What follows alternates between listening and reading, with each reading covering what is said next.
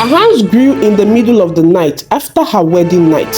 She gasped in horror when she turned and saw the man beside her bed, the man who was now her husband, no longer breathing. Adesua was a very beautiful and curvy woman who made heads turn anywhere she went. Her beauty was the kind that made people stop talking for a moment. Her smooth brown skin glowed naturally, and her smile could melt even the hardest heart. She had moved to Abuja from Lagos after learning how to run a luxury skincare spa. When she graduated from the university, she didn't want to practice what she studied because her heart wasn't in it. What she loved most was skincare, beauty, pampering, and the joy of transforming people's looks. So she went for professional skincare training in Lagos. After a year of hard work and learning, she became one of the best in her class. That was when she met Femi. Femi was a tall, wealthy businessman who visited Lagos often. They met at a skincare seminar, and from the first day, he couldn't take his eyes off her. Their love story started from that moment. Femi loved Adesua deeply and supported her in everything she did. When she told him she wanted to open a spa in Abuja, he smiled and said, "I'll make it happen." And he did. Within months, Adesua's luxury spa opened with marble floors, gold mirrors, and a calming fragrance that made anyone who entered feel at peace. Her two closest friends, Bimbo and Nina, admired her success and her man. Sometimes they teased her, saying, "Adesua, you are the luckiest woman on earth," Nina would say, and Bimbo would nod. "If luck was a person, that would be you, baby girl." They weren't wrong. Everything Adesua touched seemed to turn into gold. If she asked for help, people gave it willingly. If she wanted something, she got it almost immediately. She had the kind of charm that drew fortune to her. Months later, it seemed love had smiled on her friends Bimbo and Nina. They got engaged almost at the same time. Their weddings were held in the same month. It was grand, glamorous, and filled with joy. Adesua was so happy for them. She danced, laughed, and gave them expensive gifts that made everyone praise her kindness. But a few months after their wedding, things changed. One morning, Adesua's phone rang. It was Nina. She was crying so hard that her voice trembled. "Adesua, oh God." She sobbed. "My husband is cheating on me. He beats me every time I ask him questions. I envy you. Femi loves you so much. I wish my marriage was like your relationship." Adesua felt pity for her friend. She said softly, "Don't compare your life with mine, Nina. Just pray. Every marriage has its own storms." A week later, Bimbo also called. Her voice was heavy with pain. "Adesua, I don't know what is happening. My husband sleeps out and comes home after 2 days without saying a word. I admire your life so much. I wish I had your kind of peace." Adesua was speechless. How could both of her friends be unhappy while her life seemed perfect? She comforted them both, but deep inside, she began to feel uneasy. Months later, her own joy came. Femi proposed to her, and in the most romantic way, on a private boat at sunset. Her yes echoed across the water as fireworks lit up the sky. Their wedding was the talk of the city. Femi's friends flew in from London, Dubai, and Ghana. The spa staffs, her parents, and even her former skincare trainers came. When the celebration was over, her guests, including her parents, traveled back home happily. Everything about it was perfect until that night. That was when Adesua's nightmare began. At midnight, she felt a strange tingling in her fingers. The room was dark except for the dim bedside lamp.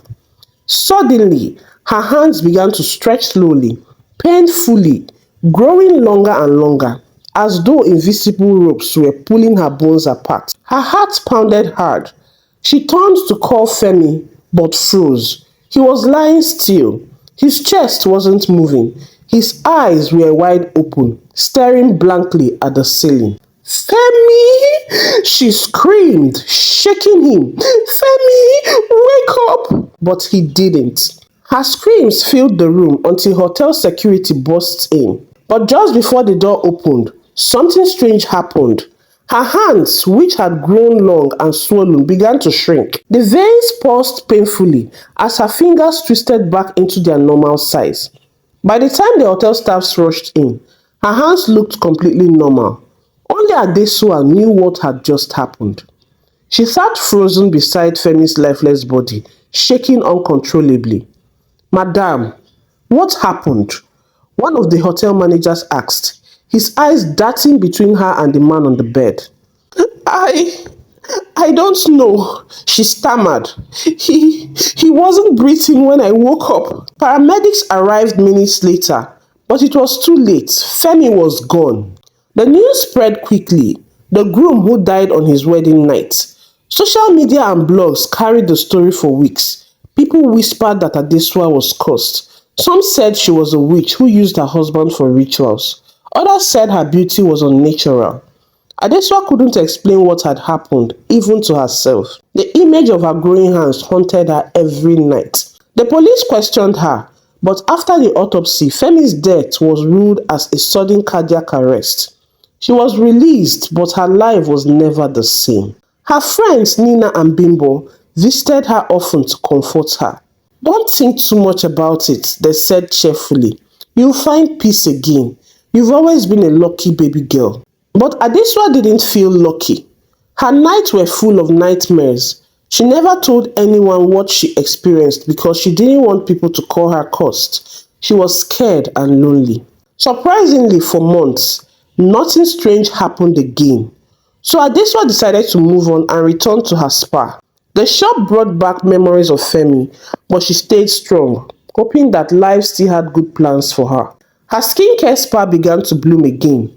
Her beauty and charm drew people in, and her business grew even more. That was when she met Chike, a gentle, caring real estate developer. He was the brother of one of her clients, and over time they fell deeply in love. Adesua told Chike about Femi's death, but he believed she had nothing to do with it. You deserve happiness, Adesua, he said. Everyone has a past. 6 months later, Chike proposed. Their wedding was small at this time, quiet, private, and filled with only close friends and family. That night, after the celebration, Adesua and Chike lay together in their new home. Everything felt peaceful, but around midnight, the air grew cold. She felt something strange in her body. When she opened her eyes, she screamed. Her hands were long again, like that of a monster. Tears filled her eyes. Not again, not again, she cried.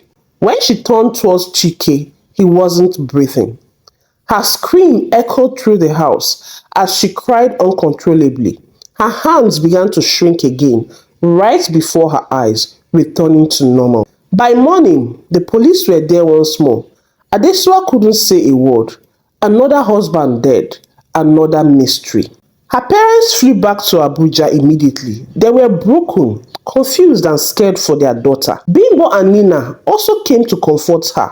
Adesua, you need to see a pastor or a prophet, Bimbo said softly. This is not normal. But Adesua shook her head. I'm tired, Bimbo. I'm tired. I just want to be left alone. When things calmed down a little, Adesua decided to travel home to her parents to rest and heal. One evening, her little cousin Mina visited. She saw a beautiful bangle on Adesua's wrist and admired it. Auntie, this bangle is so pretty. Please give it to me. Adesua smiled. It's a symbol of friendship between me and my two friends. We all wear it. But Mina kept begging, and out of love, Adesua gave it to her. 2 weeks later, Adesua returned to Abuja. One morning, she received a call from Nina, who was coughing seriously. Nina told her she had been very sick and was calling from the hospital. Adesua rushed there immediately. She met Bimbo already there and was shocked to see Nina pale, weak and breathing with difficulty. The doctor said she had severe typhoid, but after a week of treatment, she wasn't improving. Fear filled everyone, even her husband. While they sat talking, Nina suddenly looked at Adeswa's wrist. Her eyes widened. Adeswa, where is your bangle? Hope you didn't give it out. Adeswa hesitated. Yes, my cousin liked it, so I gave it to her. Nina froze. But we promised never to remove it now. It's a symbol of our friendship. Adeswa sighed. Nina, please, please. My life is falling apart. Let's not talk about a bangle right now. But everyone noticed how frightened Nina had become. Her husband turned to her, confused. Nina, what's going on? She tried to stay calm but couldn't. Her hands trembled, her lips quivered, and tears rolled down her cheeks. I can't keep this anymore, she cried. I have to tell you guys the truth. Everyone stared at her as she spoke in between sobs. I was jealous, Adesua. She got everything she wanted: love, success, beauty, and I felt left behind. So I went to a Babalawo and told him I wanted Adesua never to find lasting happiness. Everyone gasped. Bimbo screamed, Nina! Ha! Who told you to do such a thing? Nina continued, crying. The Babalawo told me to buy a bangle for her and bring it. He used witchcraft on it and warned me that if anyone else ever took it from her, I would bear the pain instead. So I bought 2 more bangles, one for Bimbo and one for myself, to make it look like a friendship symbol. Adeswa's tears fell uncontrollably. What did I ever do to you, Nina? What did I ever do to you? She cried. Nina coughed weakly, her voice fading. Adeswa left the hospital in tears and traveled back to her parents' house, broken and speechless. Her parents consoled her, thanking God that the truth finally came out. She switched off her phone for days. Bimbo and Nina's husband tried to reach her, begging her to forgive Nina. Maybe that would save her, but she didn't answer. A week later, Nina became worse, just a shadow of herself. Bimbo and Nina's husband traced Adeswa to her hometown to beg her in person.